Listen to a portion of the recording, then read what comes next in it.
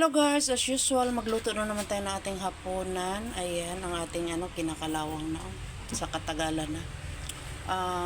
Naglagay ako ng kamote. Kaya lang, nagpatong ako ng egg. Mukhang hindi maganda yung egg na nailagay ko at pumuputok.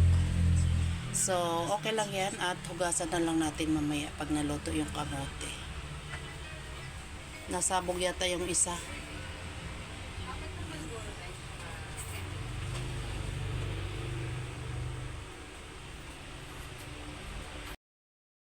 Hindi pala ako naka-on ang aking video. So, ito naman ngayon guys, na ating magiging dinner. Kanina pa ako nagdadaldal. Ayun yung kamote. Nilagang kamote. Kanina pa ako nagdadaldal pero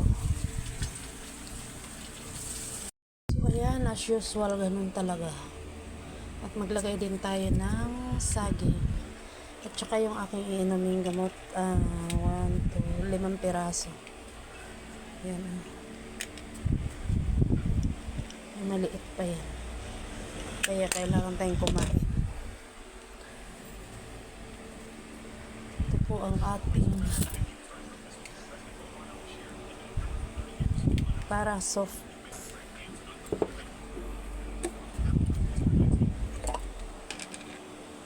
Lagyan natin konting mantikilya guys para may lasa naman. Diba? Konti lang. Tsaka itong ulit-ulit na to. Yan mocha. Ba yan? Yan lang.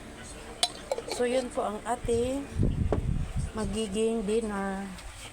Kasi kanina nagsabaw na ako ng isda. Isda yung almusal at tanghalian. So baka tutubuan na tayo ng buntot.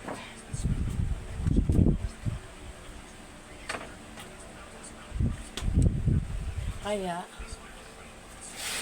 ito naman yung kakainin natin.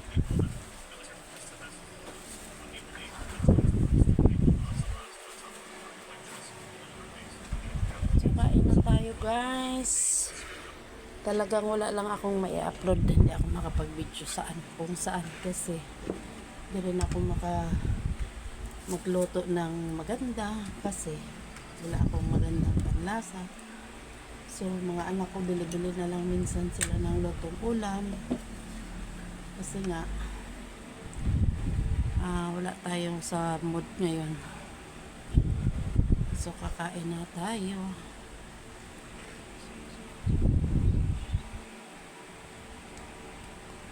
Kamote.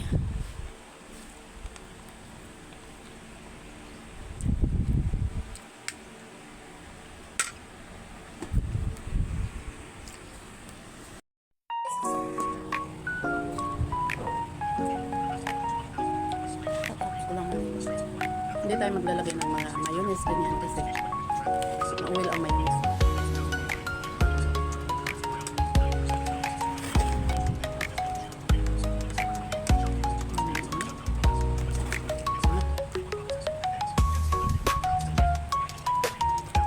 Wala lang may pag-premiere.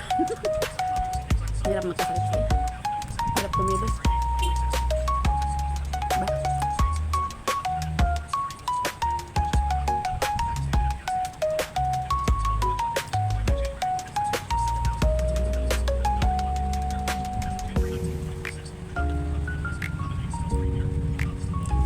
Kahapon tumikim lang ako ng kunting longganin sa isang kagat. Sumakit ulit yung tiyan ko.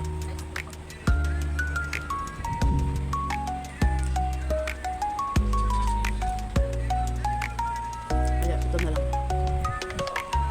Basta pagkanin ako, maghahanap ako ng ulam. Diba? Yun ang umay na nga ako kakakain na isa. Gulay. Kaya ito na lang.